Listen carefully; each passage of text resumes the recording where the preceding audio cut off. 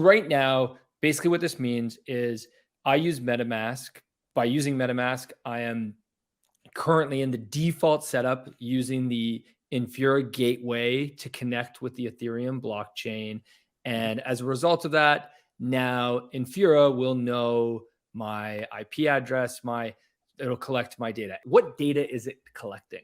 So it's geolocation and Okay. your wallet, right? So your IP address tells you where you are in the world. And depending on if it's a static or dynamic IP, you could effectively drill down to the street that you're on, right? It could drill down Right. to, it's definitely your country, potentially your city, potentially like the portion of the city or town that you live in. It can go really, really deep. And then the wallet address is what do you own? So basically, without asking you for your name, it effectively says this person lives on Main Street or close to it in the town of, I don't know, Townsville.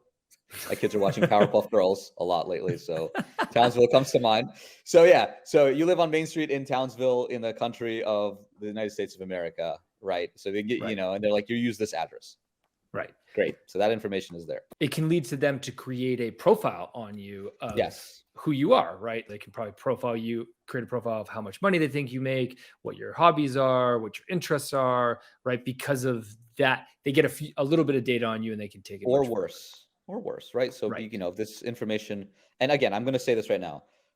I am, we are friends with the people, the company I work for. We are friends with the people at Infura, right? Yeah. We are cooperative competitors, I guess is how to think about it. Yes. I don't know why they're doing it. Joe Lubin, the CEO of that company, said they're not going to be reselling any of this data. I Right. don't know what it's needed for, but they're doing it. So maybe their lawyers are trying to figure that out. Like I know right now we're going through our terms of service and privacy policy to update it to make sure it aligns with what we actually do at Pocket Network, where I work. Yeah. Because, lawyers sometimes want to be all encompassing and say, just in case.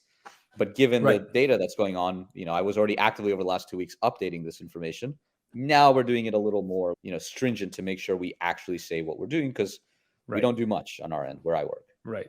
Right. So essentially, and we're jumping ahead a little bit, but just to tease this, what Pocket Network provides is the same gateway that Infura provides, and you do it without collecting this data. So I'm just going to tease that. And we're going to talk about how you do it in a second.